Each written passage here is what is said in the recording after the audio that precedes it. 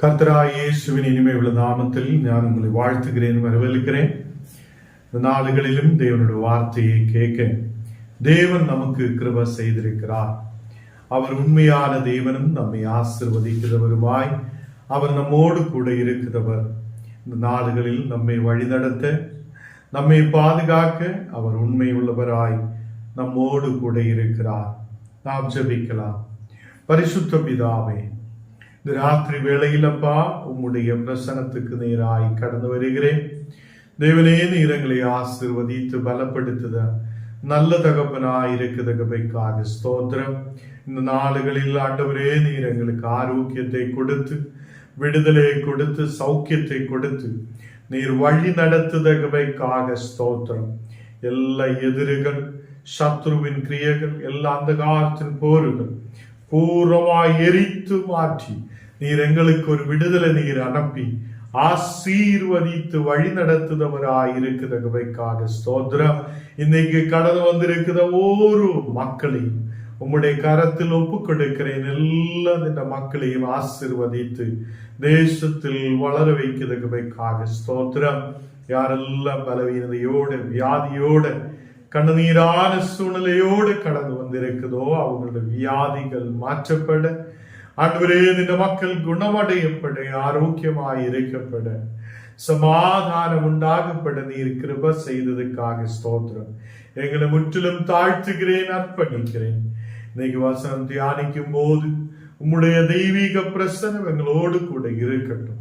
இயேசுவின் நாமத்தில் தன பிதாவே, ஆமேன், ஆமேன். கர்த்தர் நம்மை ஆசீர்வதித்து வழி நடத்துவார்.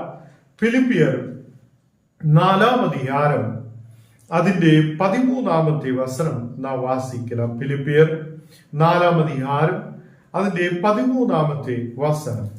என்னை பலப்படுத்துகிற கிறிஸ்துவினாலே எல்லாவற்றையும் செய்ய எனக்கு பலன் உண்டு.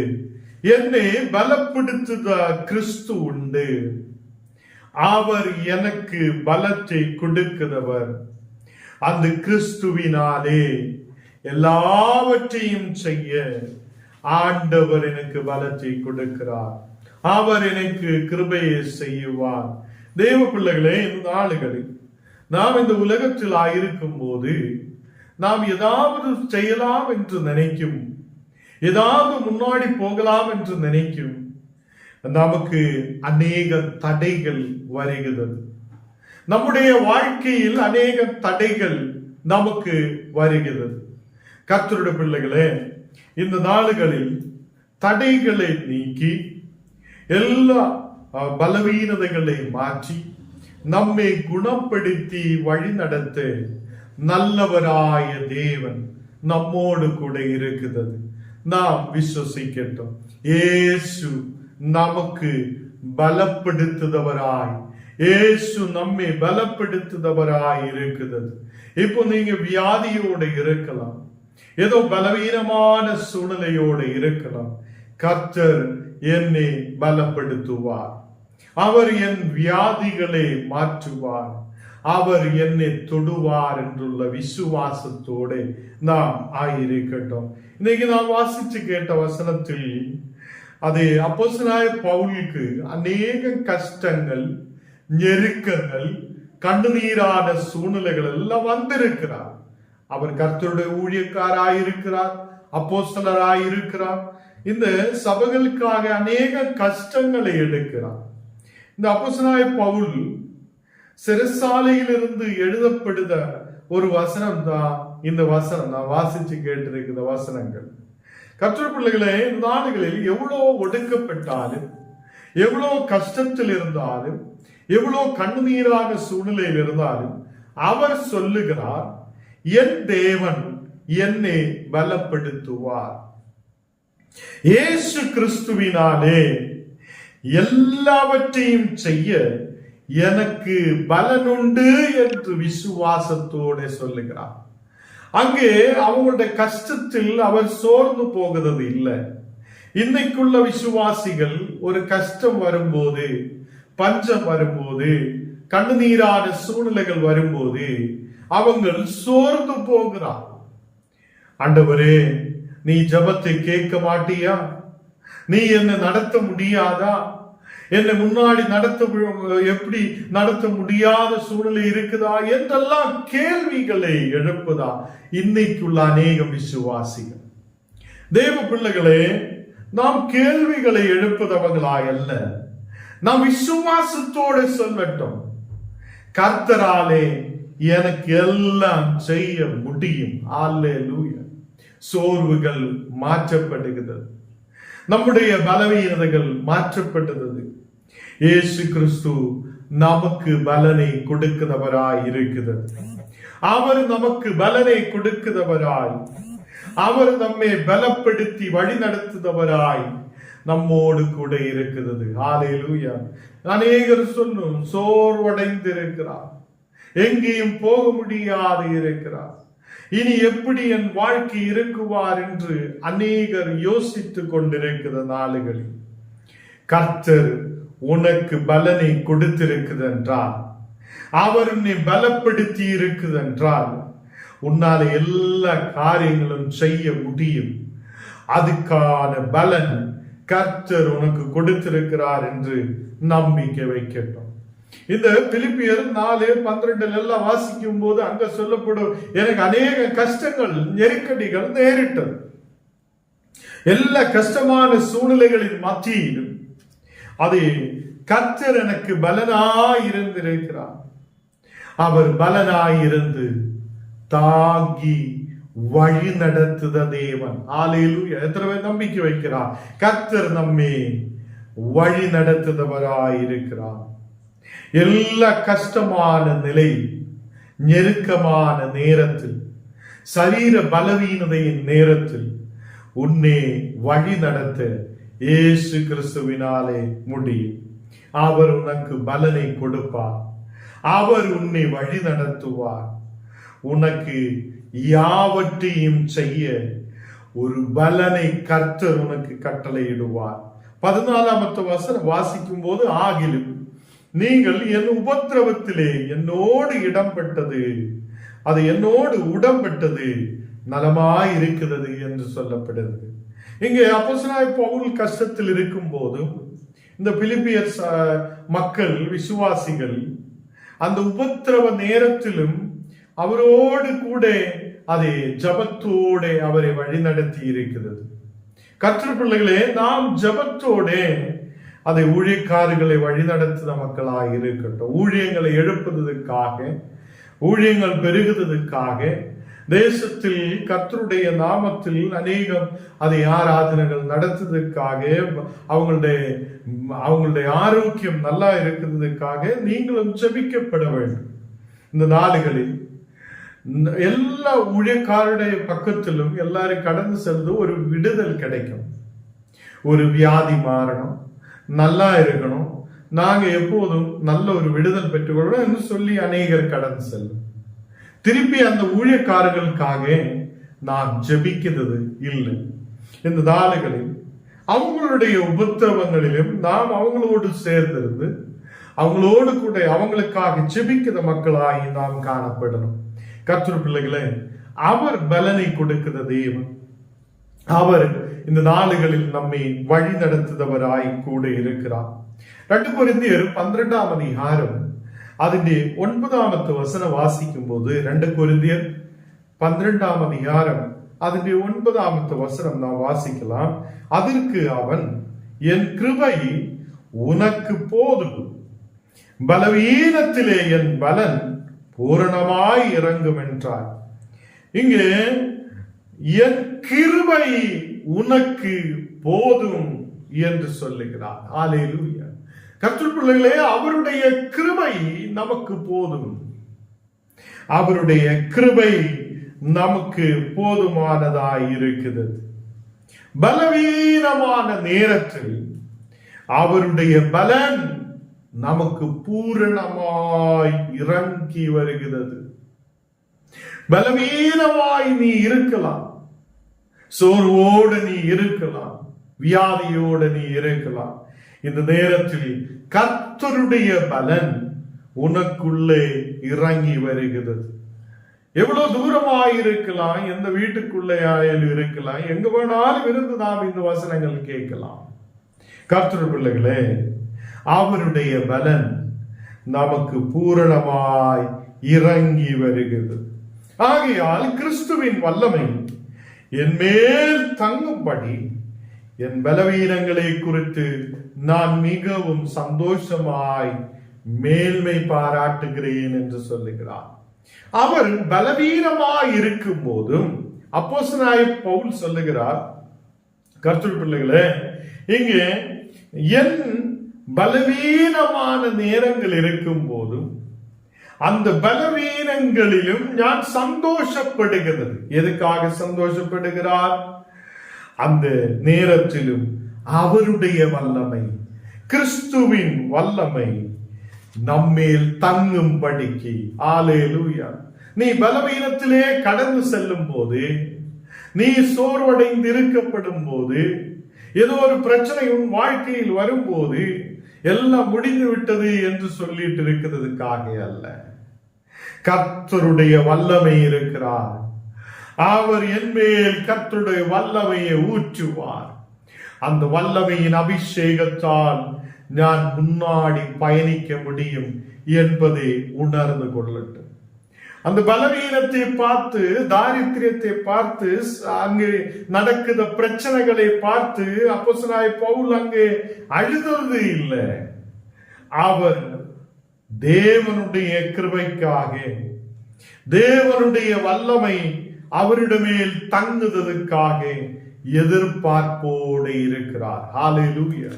அதுக்கு அர்த்தம், உன்னுடைய இந்த உலகத்திலே பாடுகளோ பிரச்சனைகளையோ நீ பார்த்து கவலையாய் இருக்க வேண்டாம்.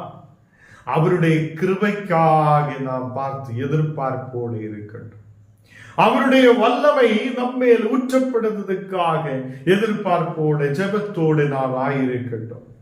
இங்கே சொல்லப்படுகிறது, அவருடைய வல்லமை, கிறிஸ்துவின் வல்லமை என் மேல் தங்கும்படி என் பலவீனங்களை குறித்து நான் மிகவும் சந்தோஷப்படுகிறேன் என்று சொல்லுகிறார். அந்த பலவீன நாட்களில் நான் சந்தோஷமாயிருக்கிறேன், எந்த கவலையும் இல்லை என்று அவர் சொல்லப்படுகிறார். எதுக்காக அவர் சந்தோஷப்படுகிறார்? அவருக்கு துக்கம் இருக்கிறார், கவலை இருக்கிறார், பிரச்சனை இருக்கிறார், அநேகம் பாடுகள் இருக்கும் போதும் அவர் சொல்லுகிறார், கர்த்தருடைய கிருபை, கர்த்தருடைய வல்லமை, இயேசு கிறிஸ்துவின் வல்லமை என் மேல் தங்கும்படி நான் சந்தோஷமாயிருக்கிறேன். கர்த்தர் பிள்ளைகளே, இன்னைக்கு உங்கள் மேல் கர்த்தருடைய வல்லமை தங்கி இருக்கணும். தேவனுடைய வல்லமை நம்ம மேல் தங்கி இருக்கிறதா இருக்கணும். ஏதோ சபைக்கு போகும்போது மட்டும் ஒரு மணி நேரம் நமக்கு வல்லமை கிடைக்கிற மாதிரி அல்ல. எப்போதும் அந்த வல்லமை நமக்குள்ளே தங்கி இருக்கிற மக்களாய் நாம் காணப்படட்டும். அதில் நாம் சந்தோஷமாய் இருக்கிற மக்களாய் இருக்கட்டும். இங்க 2 கொரிந்தியர் 12ஆம் அதிகாரம் அதிന്റെ 10ஆம் வசனத்தில் வாசிக்கும் போது, அந்தபடி நான் பலவீனமாய் இருக்கும் போதே பலமுள்ளவனாய் இருக்கிறேன். நான் பலவீனமாய் இருக்கிறேன் என்றாலும் நான் இப்போ பலமுள்ளவனாய் இருக்கிறேன். நம்முடைய வியாதியின் மத்தியில், கண்ணீரான சூழ்நிலையின் மத்தியில், கவலையின் மத்தியில் நம்ம சொல்லணும், என்னோடு கூட இயேசு இருக்கிறார். அதனால இந்த வியாதியோ பிரச்சனையோ கண்ணீரோ பலவீனத்தையோ பார்த்து நான் சோர்வடைய மாட்டேன். கர்த்தர் என்னோடு கூட இருக்குது, அவருடைய வல்லமை என்னை நடத்துவதா இருக்கும், நான் பலமுள்ளவனாய் இருக்கும். அல்லேலூயா. அவருடைய பலன் நமக்கு போதுமாய் இருக்குது. கர்த்தர் பிள்ளைகளே, இங்கே வசனத்தில் பார்க்கும்போது, அந்தபடியினால் நான் பலவீனமாய் இருக்கும் போதே பலமுள்ளவனாய் இருக்கிறேன். ஆகையால் கிறிஸ்துவின் நிமித்தம் எனக்கு வரும் பலவீனங்களும் நிந்தைகளும் நெருக்கங்களும் துன்பங்களிலும் இடுக்கங்களிலும் நான் பிரியப்படுகிறேன் என்று சொல்லுகிறார். இன்னைக்கு அநேக ஊழியக்காரர்களுக்கு பலவீனங்களை பார்த்தால் அவங்களுக்கு பிடிக்காது. நிந்தைகள் வரும்போது அவங்களுக்கு நிற்க முடியாத வருகிறார். நெருக்கங்கள் வரும்போது அவங்களுக்கு நிற்க முடியாத வருகிறார். அநேக துன்பங்கள் அவங்களுடைய வாழ்க்கையில் வரும்போது அநேக விசுவாசிகளுக்கும் அதை அநேகம் போதகர்களுக்கும் நிற்க முடியாத வருகிறார். இடுக்கமான சூழ்நிலை வரும்போதும் நாம் அதில் பிரியமுள்ளவராயிருக்கட்டும். தேவனே, இந்த இடுக்கமான நேரத்திலும் உன் கிருபையே எனக்கு போதுமாய் இருக்கிறது என்று சொல்லப்படுதா ஒரு விசுவாசம் நமக்குள்ளே கடந்து வரட்டும். நெருக்கமான நேரம் வரும்போது நம்ம கர்த்தரையே மறுதலித்து அவரை 2 சண்டை போட்டுட்டு ஓடி விடுதவங்களாய் அல்ல, இந்த நாளுகளில் இடுக்கமான நேரத்திலும் துன்பங்களிலும் நெருக்கங்களிலும் நிந்தைகளிலும் பலவீனங்களிலும் நான் சந்தோஷப்படுகிறேன், பிரியப்படுகிறேன் என்று இங்கே அப்போஸ்தலர் சொல்லப்படுகிறது. யோவான் 15-ാം அதிகாரம் അതിന്റെ 5-ാമത്തെ വചനം നാം വാസിക്കുമ്പോൾ, യോവാൻ 15-ാം அதிகாரம் അതിന്റെ 5-ാമത്തെ വചനം നാം വാസിக்கலாம். ഞാനേ திராட்சைச்செடி, நீங்கள் கொடிகள், ஒருவன் என்னிலும் நான் அவனிலும் நிலைத்திருந்தால் அவன் மிகுந்த கனிகளை கொடுப்பான். இங்கே கர்த்தருடைய வசனம் சொல்லுகிறது, நானே திராட்சைச்செடி, நீங்கள் கொடிகள், ஒருவன் என்னிலும் நான் அவனிலும் நிலைத்திருந்தால் அவன் மிகுந்த கனிகளை கொடுப்பார். இந்த நாளுகளில் நாம் இயேசுவில் நிலைத்திருக்கிற மக்களாய் காணப்படும். இயேசு நம்மிலும் நாம் அவரிலும் நிலைத்திருக்கிற மக்களாய் காணப்படும் போதுதான் நாம் கனி உள்ளவங்களாய் காணப்படுவார்கள், ஆசீர்வதிக்கப்பட்ட மக்களாய் நாம் காணப்படுவார்கள். இந்த நாளுகளில் வசனம் சொல்லுகிறது, நானே திராட்சை செடி. ஒரு திராட்சை செடியில் எப்படி அதனுடைய கொடிகள் இருக்குதோ அதே மாதிரி நாம் அவரில் இணைக்கப்பட்டிருக்கிறது. நாம் அவரிலும் நாம் அவரிலும் அவர் நம்மிலும் நிலைத்திருக்கிற ஒரு சூழ்நிலை. ஒருவன் என்னிலும் நான் அவனிலும் நிலைத்திருந்தால் அவன் மிகுந்த கனிகளை கொடுப்பான் என்று சொல்லப்படுகிறது. கர்த்தருடைய பிள்ளைகளே, நமக்கு மிகுந்த கனிகளை கொடுக்கணும் என்றால் நாம் இயேசுவோடு சேர்ந்து இருக்கட்டும். அவர்தான் நம்மை நடத்துவார். நமக்கு வருகிற நிந்தைகளை பார்த்து பயப்பட வேண்டாம். நமக்கு வருகிற பலவீனங்களே, நெருக்கங்களே, துன்பங்களே, வியாதிகளை, இடுக்கங்களை பார்த்து பயப்பட வேண்டாம். இங்கே அப்போஸ்தலன் சொல்லுகிறான், நான் அதிலெல்லாம் பிரியப்படுகிறேன் என்றால் இயேசு கிறிஸ்துவின் வல்லமை என் மேல் தங்கி இருக்குது. அல்லேலூயா. இந்த நாளுகளில் கர்த்தருடைய வல்லமை நம்மேல் தங்கி இருக்கும் போது எந்த எதிரிகளோ, பலவீனங்களோ, சத்ருவின் கிரியைகளோ, மந்திர கிரியைகளோ நம்மை தொடமாட்டேன். கர்த்தர் நம்மை பாதுகாத்து நடத்துகிறவர். அவருடைய பலன் நம்மோடு கூட இருக்கிறது. அவர் நம்மை பலப்படுத்தி வழி நடத்துத தேவன். கர்த்தருடைய பிள்ளைகளே, அவர் இல்லாமல் நமக்கு எப்படியும் அதை எதுவும் செய்ய முடியாது. அவருடைய பலன் நமக்கு இருக்கும் போதுதான் நாம் எல்லாவற்றையும் செய்ய அவர் நமக்கு பலனை அளிக்கிறது. கர்த்தருடைய பிள்ளைகளே, எசையாவில் நாம் வாசிச்சு பார்க்கும் போது, சோர்ந்து போகுதவனுக்கு அவன் பலனை கொடுக்கிறார். நேற்றும் நாம் இந்த வசனத்தை வாசிச்சிருக்கிறார். சோர்ந்து போகுதவனுக்கு அவன் பலனை கொடுக்கிறது. எசையா 40 அதனுடைய 29வது வசனத்தில் சொல்லுகிறது, நாம் சோர்ந்து இருக்குதோம். இன்னைக்கு இந்த வசனங்கள் கேட்குது யாராவது சோர்வோடு, இந்த வருஷம் எதுவும் எனக்கு கிடைக்கலையே, எந்த நன்மையும் என் வாழ்க்கையில் இல்லையே, இவ்வளவு பிரச்சனைகள் என் வாழ்க்கையில் இருக்குதே என்று சொல்லி சோர்வோடு நீ இருக்குதோ, கர்த்தர் உனக்கு பலனை கொடுக்கிறது. சத்துவம் இல்லாதவனுக்கு சத்துவத்தை பெருக பண்ணுத தேவன். 30வது வசனம் வாசிக்கும் போது, இளைஞர்கள் இளைப்பு அடைந்து சோர்ந்து போகிறார்கள், வாலிபனும் இடறி வீழுவார்கள். வாலிப தம்பிகள், அநேக இளைஞர்கள் அவங்கள் சோர்ந்து போகுதல், அநேகர் வாலிபக்கார் அநேகர் அதை இடறி வீழுவதை நாம் பார்க்கிறது. கர்த்தருடைய பிள்ளைகளே, இந்த நாளுகள் தேவனுடைய வசனம் நமக்கு சொல்லப்படுகிறது. எசையா 40 അതിന്റെ ഒന്നാമത്തെ വസനം, യെശയ്യാ 40 അതിന്റെ 31 വസനത്തിൽ, கர்த்தருக்கு காத்திருக்கிறவர்களோ புதுபலன் அடைந்து கழுகை போல சட்டைகளை அடித்து எழும்புவார்கள். கர்த்தருடைய பிள்ளைகளே, இந்த நாடுகளில் கர்த்தருக்கு காத்திருக்கிற ஞானம் நீங்களும் புது பலனை பெற்றுக் கொள்ளுவார்கள். புது பலனை அவர் நமக்கு கொடுப்பார்கள். கர்த்தருடைய பிள்ளைகளை, இந்த நாடுகள் புது பலனுக்காக நாம் ஜெபிக்கட்டும். ஆண்டவரே, உம்முடைய புது பலன் எனக்கு தேவையாயிருக்கிறது. நீர் உம்முடைய புது பலனால் என்னை நிரப்புங்க. இயேசு கிறிஸ்து நம்மை பலத்தோடு பலனை கொண்டு நிரப்புத தேவன். நமக்கு எல்லாம் செய்ய அவருடைய பலன் நமக்கு கர்த்தர் கொடுக்கிறது.